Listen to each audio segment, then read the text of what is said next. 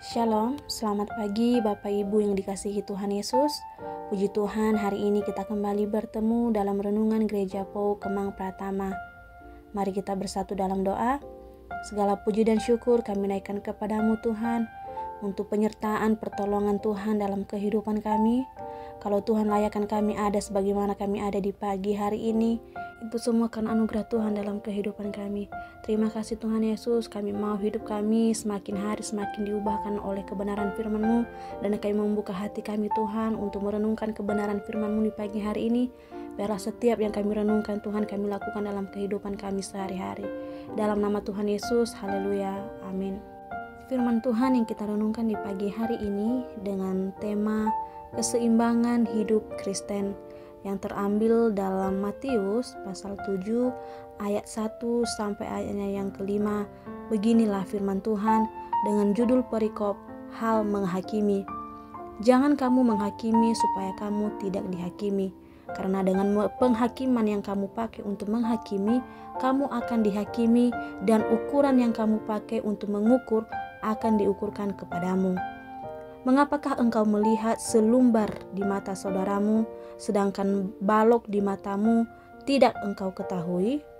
Bagaimanakah engkau dapat berkata kepada saudaramu, biarlah aku mengeluarkan selumbar itu dari matamu, padahal ada balok di dalam matamu? Hai orang munafik, keluarkanlah dahulu balok dari matamu, maka engkau akan melihat dengan jelas untuk mengeluarkan selumbar itu dari mata saudaramu. Bapak Ibu yang dikasihi Tuhan Yesus, kehidupan Kristen adalah kehidupan yang seimbang. Artinya, tidak mengutamakan satu sikap dengan pengorbanan yang lain. Sebab sikap yang tidak seimbang akan membawa kita ke dalam berbagai bahaya yang akan terjadi dalam kehidupan kita. Tuntutan untuk hidup sempurna membuat kita bersikap kritis dan menghukum orang lain. Apakah bahayanya sikap demikian? Kita bisa lihat ayat 1-5. Kata menghakimi di sini bukan berarti mengevaluasi ataupun menghakimi yang berhubungan dengan pengadilan, namun lebih kepada sikap kritis atau sikap menghukum terhadap perbuatan orang lain. Kita yang berkomitmen kepada norma-norma kerajaan Allah dan kebenaran tidak mempunyai wewenang untuk bersikap demikian.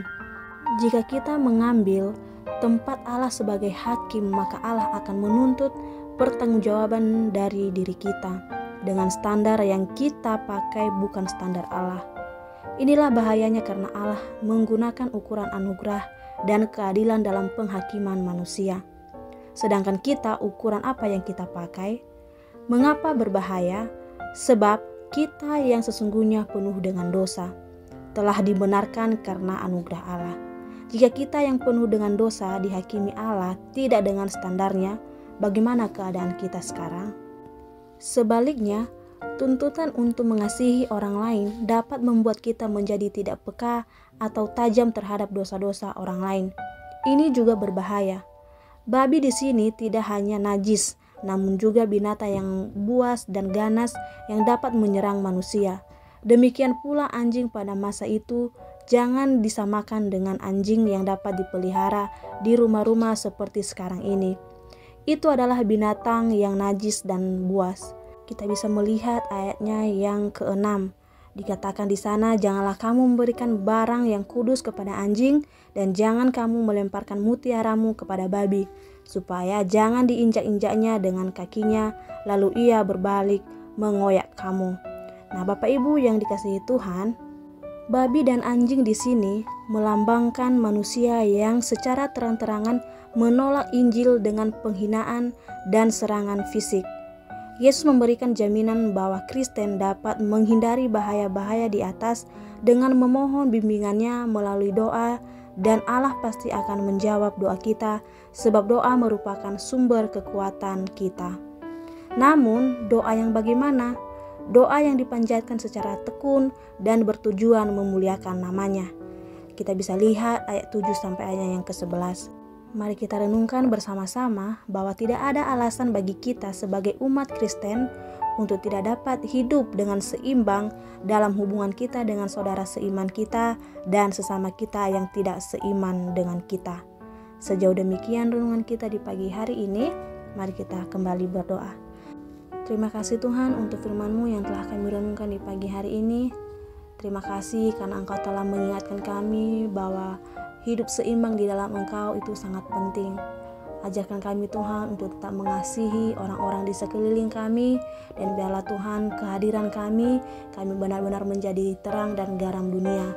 Terima kasih Tuhan Yesus, meteraikanlah firman-Mu di pagi hari ini. Biarlah kami Tuhan melakukannya, tidak hanya sekedar kami dengar, namun kami mampu melakukannya dalam kehidupan kami sehari-hari. Terima kasih Tuhan Yesus, dalam nama-Mu kami berdoa dan mengucap syukur. Haleluya. Amin. Selamat beraktivitas kembali. Tuhan Yesus memberkati.